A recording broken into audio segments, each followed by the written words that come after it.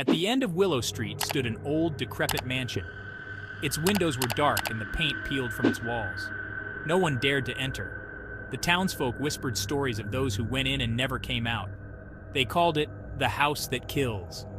Legends spoke of shadows moving behind the curtains. They said the house had a life of its own, a hunger for souls. It was not just haunted, it was malicious. The house seemed to lure people in with its eerie charm. Once inside, they were trapped. Children would dare each other to touch its front gate. Adults crossed the street to avoid walking in front of it. The house stood silent and waiting. It was as if it knew its next victims would come. Years passed, and the house remained. It became a ghost story, a cautionary tale. Yet behind its walls, something sinister waited, patient and ready to strike. One rainy afternoon, a car pulled up to the house. 3 college students stepped out, looking for adventure. They had heard the stories but did not believe them. They were curious, eager to explore the unknown. Lisa, the leader, pushed open the rusty gate. It creaked loudly, echoing in the silence. Tom and Sarah followed, nervous but excited. They laughed at the stories, brushing them off as mere tales. The house loomed over them, watching. They entered the house, the door closing behind them with a heavy thud. The air inside was cold and musty. Cobwebs hung from the corners, and the floorboards creaked under their feet. The house seemed to welcome them, though its intentions were far from kind. As they moved through the rooms, they felt a growing sense of unease. It was as if the walls were closing in on them, but they pressed on, unaware of the danger that awaited them. In the living room, the fireplace suddenly roared to life. Flames danced wildly, casting eerie shadows on the walls. Lisa laughed nervously, thinking it was a trick of the wind. But the flames grew higher, hotter, almost reaching out to them. Tom stepped closer, feeling the heat. Suddenly the fire flared up, nearly singeing his hair. He jumped back, fear flashing in his eyes. The house was playing with them, toying with their nerves. It was only the beginning. Sarah suggested they move on, but the atmosphere had changed. They felt watched, hunted. As they entered the hallway, the door behind them slammed shut. They were trapped. Panic set in, but Lisa tried to stay calm. The walls of the hallway seemed to close in, narrowing with each step. They hurried, but the space grew tighter. They had to turn sideways to squeeze through.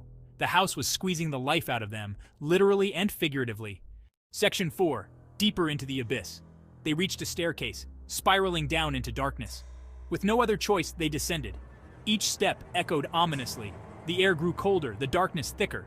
Lisa led, her flashlight flickering as if the batteries were dying. Halfway down, the steps began to shift. They creaked and groaned, moving under their feet.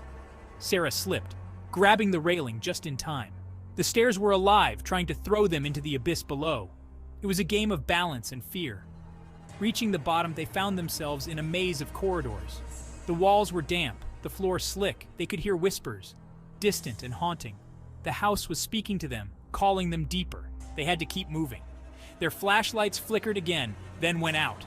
They were plunged into darkness. Panic set in as they fumbled for their phones. The whispers grew louder, closer. They felt something brush against them, unseen but terrifying. The house was closing in for the kill. Section 5, the final encounter. In the heart of the house, they found a room filled with mirrors. Each reflection showed a different scene, a different horror. In one, they saw themselves trapped in the fireplace. In another, the walls crushed them. Each mirror was a glimpse of a possible fate. Tom tried to break a mirror, but his hand passed through it as if it were air. The house was mocking them, showing them their potential ends. They had to get out, but every door they tried led back to the room of mirrors. They were caught in a loop. Sarah screamed, and the mirrors shattered. Shards flew, cutting their faces and arms. Behind the mirrors were dark voids, sucking the air from the room. They had to escape before they were consumed. The house's final trap was suffocating them. With a burst of adrenaline, Lisa found a hidden door. They stumbled through, finding themselves back in the entryway. The front door was ajar, a sliver of daylight visible. They ran, the house roaring in anger behind them. They barely made it out, collapsing on the lawn. Section 6, the dark revelation. Gasping for breath, they looked back at the house. It stood silent, as if nothing had happened. But they knew the truth. The house was alive and it had let them go. For now, they had escaped, but others might not be so lucky.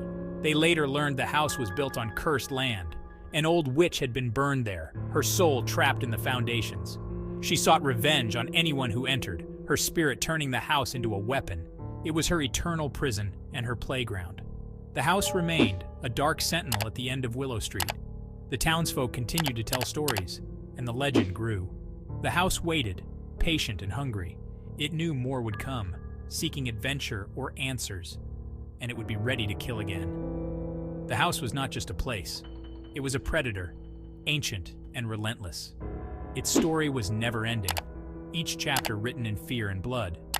Those who escaped would never forget, and those who entered next would not be so fortunate. The house on Willow Street